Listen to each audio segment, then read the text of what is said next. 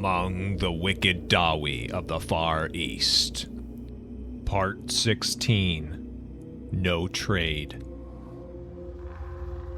Down the sorceress bond that tied my soul to his, the surging bloodlust and adrenaline racing through his shirt cut my heart as I was dragged into the darkness at the edges of the cave. I had no doubt that he could not sense my fear or desperation in the heat of combat.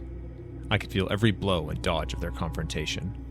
This must have been what he had experienced as I dangled above the lava pool in the menagerie, overwhelmed, powerless, subject to a confrontation you cannot see, yet know could end you.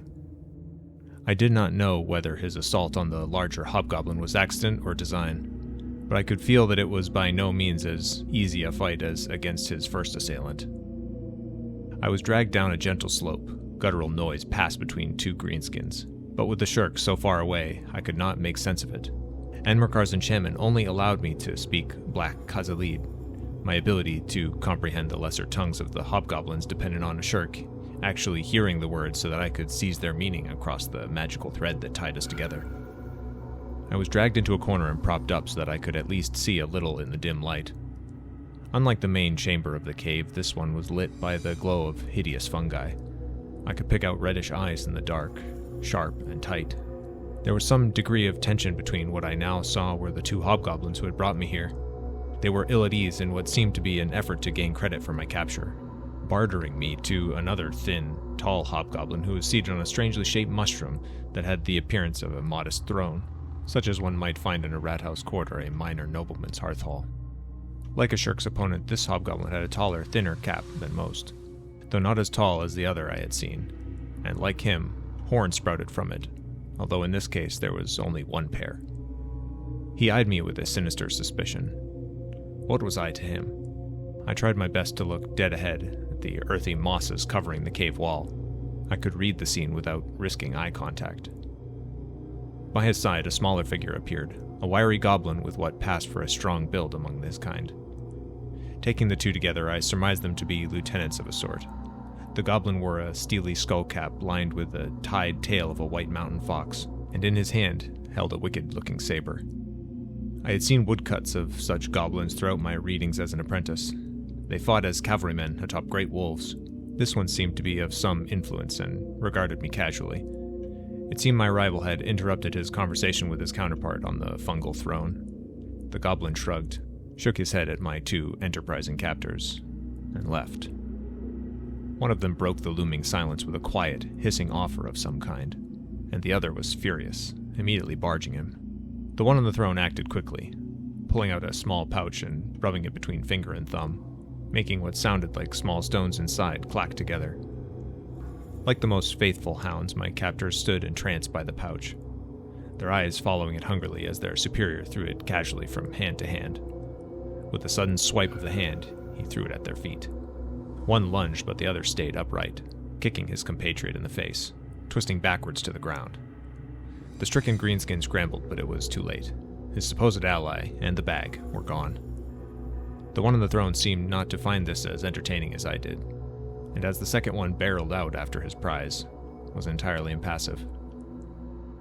This was what passed for bargaining among their misbegotten kind, I supposed. At last alone, my new owner slid from his fungal seat and hobbled toward me. His suspicion had not dimmed. What misfortune would I bring upon him? What opportunity? I felt appraised, not as I had by the prophet, like livestock, but by a schmutzplatz fence. Where had I come from? The beast took another small pouch from his belt, poured a little dirty powder onto his hand, leaned down low to my eye level, and blew it in my face. I was knocked out cold. I was jolted into consciousness as my ragged body was thrown to the ground. I kept my eyes tight shut, feeling fresh bruises on my wrists and legs where I had clearly been dragged. I was back in the body of the main cave, surrounded by the scents and sounds of the greenskins, their wolves, their fires, their filth.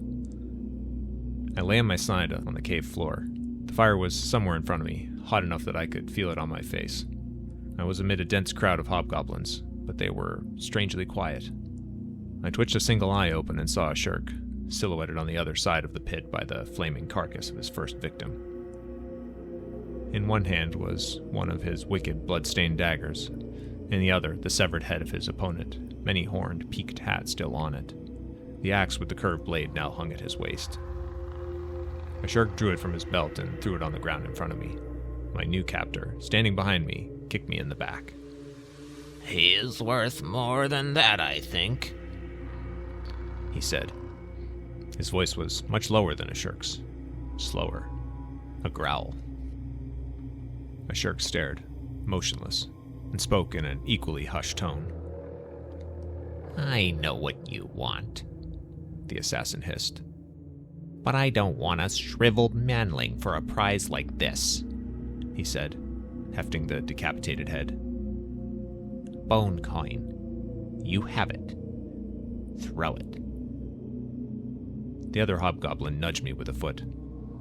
"More than enough. Living, whole, precious.